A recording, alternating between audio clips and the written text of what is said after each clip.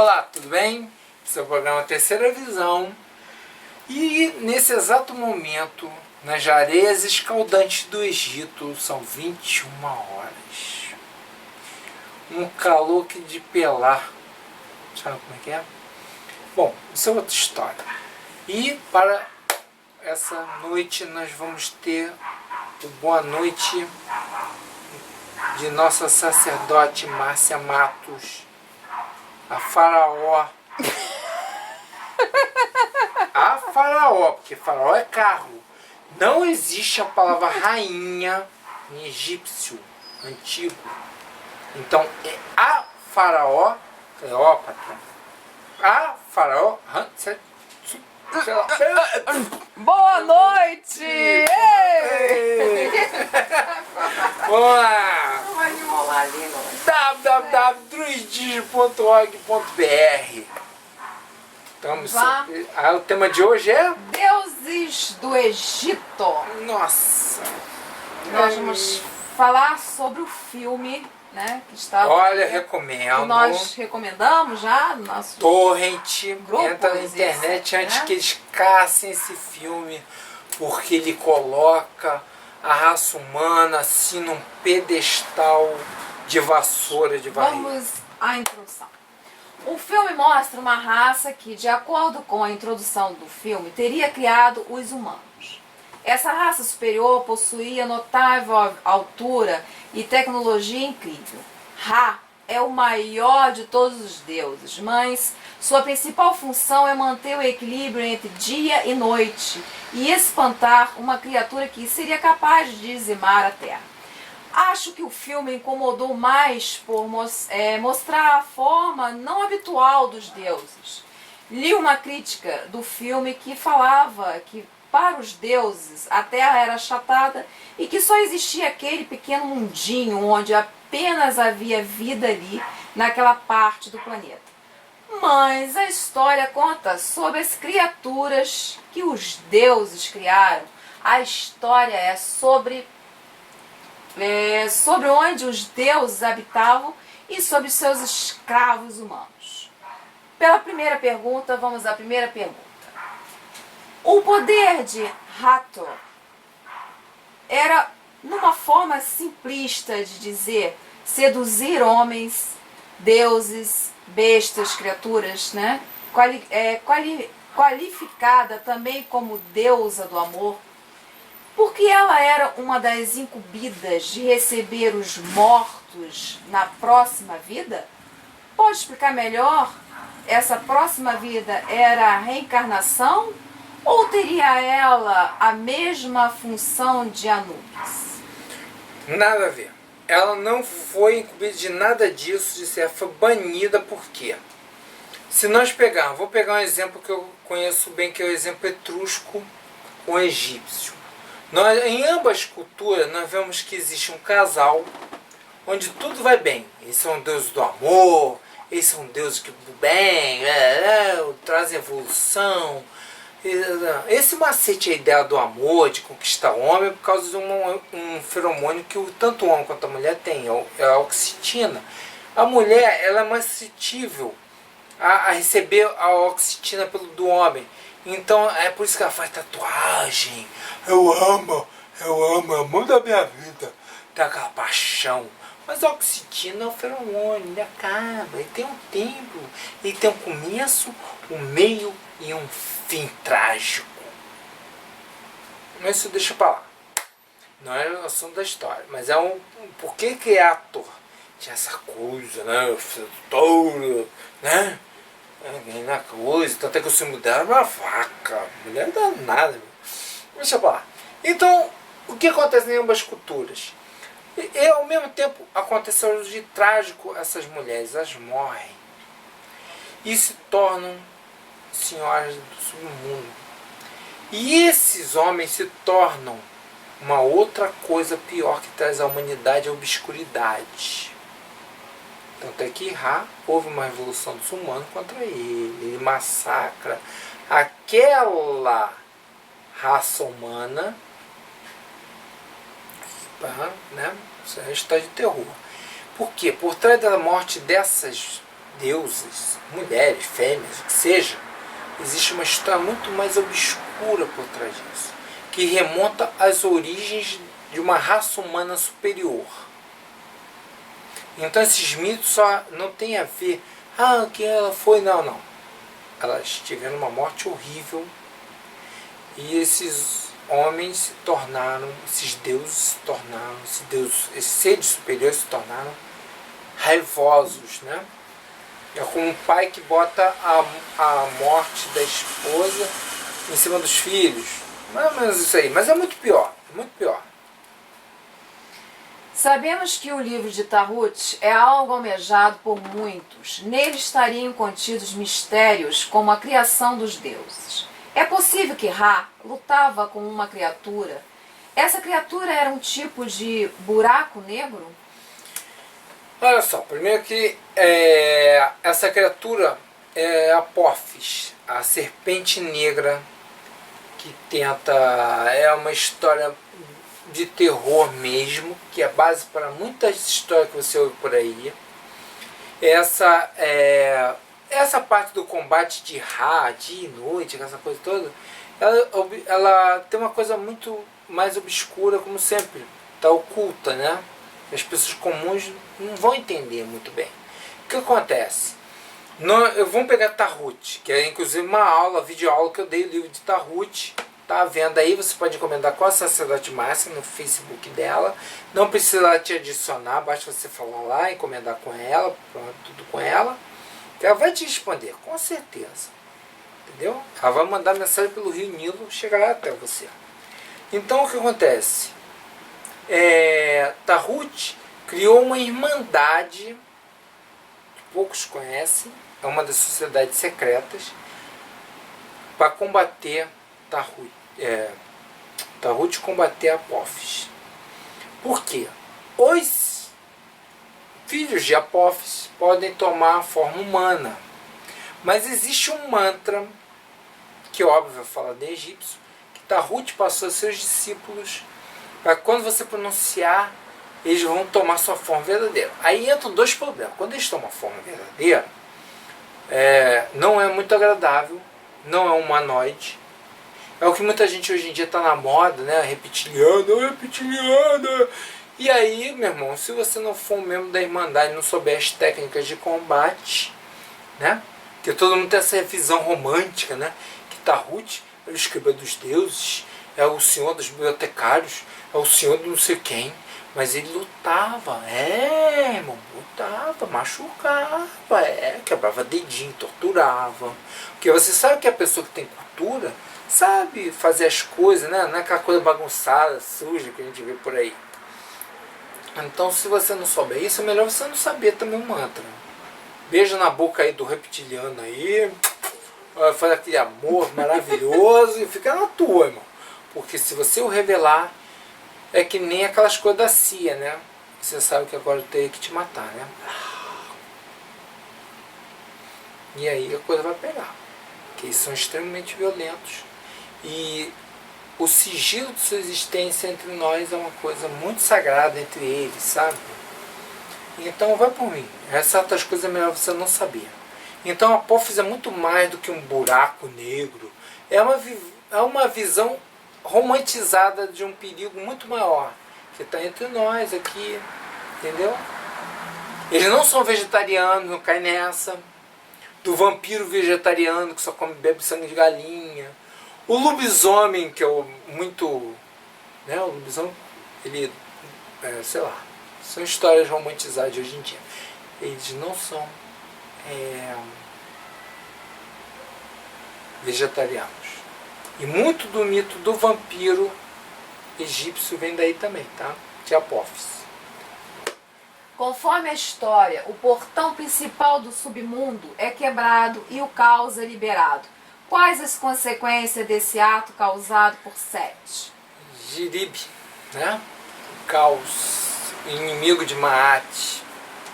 Bom, qual o perigo do... o caos é liberado? Quais as consequências desse ato causado por Sete? Sim, a maldição da reencarnação que caiu sobre o ser humano comum. tem que reencarnar. Voltar escravo.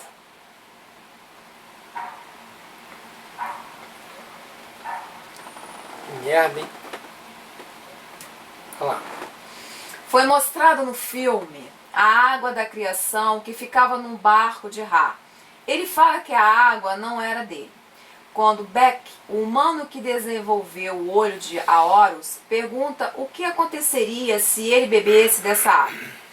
Horus explica que ele morreria, porque a água da criação mataria o deserto e tem o poder de matar os humanos? Porque tem mais? Continuando, é como o simbolismo dessa água e para que ela era usada por Ra. Olha só, gente. Primeiro que essa água é conhecida entre os...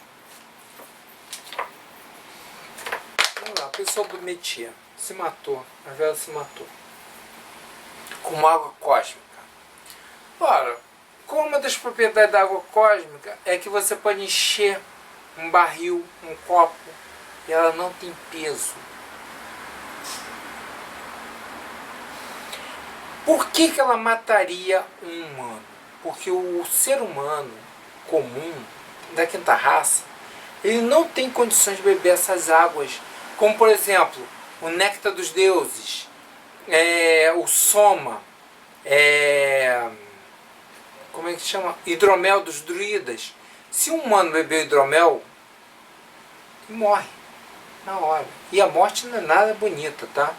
A água cósmica, ela libera o H3 que existe dentro do seu organismo, que em outras coisas é aquilo que provoca seu envelhecimento celular. Se eu der água cósmica para você...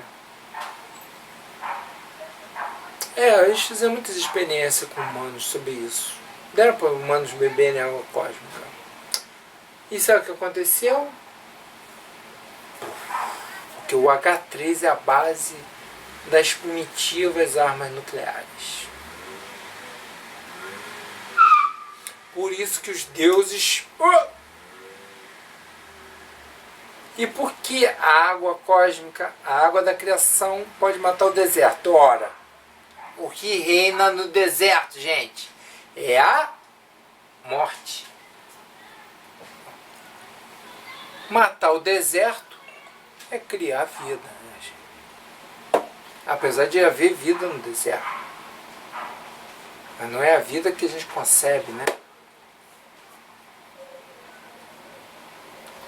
Esse barco onde Ra ficava era como mostrado no filme, ou faz alusão a uma cidade flutuante de onde esses deuses vieram? Jerusalém Celeste, na cultura judaica, na cultura hindu, as cidades celestes. Temos exemplos de cidades celestes em todas as culturas. Apesar de que a barca solar, ela não é uma barca e nem é uma cidade flutuante. Para saber mais, procure o Cavaleiro Negro, um satélite secreto que circula pela Terra há muito tempo. O filme mostra Osíris, primeiro rei do filme, que ensina que todos devem ter seus bens para oferecer no pós-vida para poder ter direito a entrar pelo portão. No fim do filme, Horus, em seu discurso de posse do trono, decreta que daquele dia em diante, para entrar pelos portões, era necessário apenas bons feitos e generosidade. Essa transição mostrada no filme não condiz com a realidade, porém, a que se refere? Se refere a várias transições de poder. Você tem aí uma visão socialista, uma visão materialista, e na verdade o que é? É você, na verdade, não fala aí sobre o sorriso não, né? Nessa pergunta não. Porque Zaya, né? Zaya. É objeto de paixão de Beck, no filme consegue entrar pelos portões e oferece a Anubis apenas seu sorriso. Ela entrou com a ajuda de Horus, que invocou Anubis naquele momento? Fala sobre isso. Então, exatamente. Porque acontece que muita gente é obsessor, fica aí enchendo o saco dos outros do pós-vida, porque na verdade não consegue passar. Porque isso tudo é uma tremenda mentira. Entendeu? Tudo isso é uma tremenda de uma gaiatice para enganar o otário. Porque o que acontece? Um dos vícios dos druidas é o jogo. Mas não é o jogo como né? Só comum conhece. Então nessa mesa você pode negociar. O que você tem para negociar? Eu tenho meu sorriso. Mas às vezes eles dizem assim, mas pelo que você quer, eu quero a cor do teu cabelo, eu quero o teu sorriso, eu quero esses dentes, eu quero essas unhas. Porque lembrando que druida tem a druida, o sacerdote, a sacerdote. Então tá aí na mesa, você vai jogar. O pós-vida não é um nivelador como fazem, entendeu? Nivelador não, gente. O pós-vida é muito mais complexo do que isso. Entendeu? Senão o Papa não tinha que ser enterrado com tanta coisa, não é isso? Se o pós-vida é o que dizem que é, por que o Papa tem que ser enterrado com 3 caixões, 33 moedas de prata, ouro e bronze, tem que ser cunhado? Por que aquilo tudo? Por quê? Por quê? É isso que vocês têm que perguntar, gente. Por quê? Por que o Papa cristão é enterrado como egípcio? É enterrado como faraó? É isso que vocês têm que questionar. É isso que vai conduzir vocês à espiritualidade verdadeira. Entendeu? Não é ficar com... Por quê? Como é que eles têm poder sobre vocês? Com a culpa. Jogando, entendeu? Realmente você tem muita culpa. Mas, entendeu? Não é bem essa culpa. É uma culpa pior. Então, o que acontece? Você no pós-vida, se você não estiver preparado, não saber os caminhos, não for, você vai acordar, imagina. O espírito acorda no pós-vida, não é como falaram. O cristão, então, não é nada do que disseram. Né? Bateu, pô! Quer dizer que tem um pós-vida? Imagina como é que deve ser a confusão. Imagina isso. Uma coisa muito mais complexa. Ninguém quer entrar nessas questões complexas da espiritualidade, entendeu, gente? Caraca, se nego descobrir que tem um pós-vida, e depois do pós-vida, cara, porra, tua vida foi uma merda, depois que tu pós-vida é pior ainda. Entendeu? Não é porque o cara tá no iate, tá bebendo uísque, que ele vai ter um bom pós-vida, não, cara. Vai ter não. Entendeu como é que é? Porque tudo que você vai levar depois que você for pós-vida é o que você sabe. Porque o conhecimento é uma moeda universal. É isso que você vai poder negociar. Satanás não quer tua alma.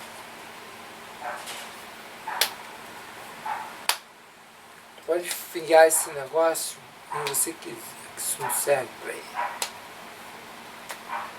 Teu pós-vida é tudo que você vai levar, o que você sabe. Nada mais, nada menos. Você chegou a esse mundo nu. Você vai partir dele nu. Pode te vestir, cara. Te garanto. Porque a coisa não é bem como te ensinaram, não. Vamos lá? Acabou. Então eu espero que você tenha gostado. Assine o canal. Curta o vídeo. Porra, cara, chega ali, caraca aí. Faz pergunta que me lúcida. Não faça assim, não aceito comentários de fascistas, charlatões que se acham professores, nunca estudaram. Entendeu? Um dia eu vou fazer um vídeo sobre isso, se alguém perguntar, né? O cara não tem seguidor quer dizer seguidor mesmo. Não dá aula pra ninguém. E quer ensinar os outros. Não entendi isso. Entendeu? Aquela coisa, né? Então, gente, deixa seu comentário. www.druidinho.org.br. até o próximo programa.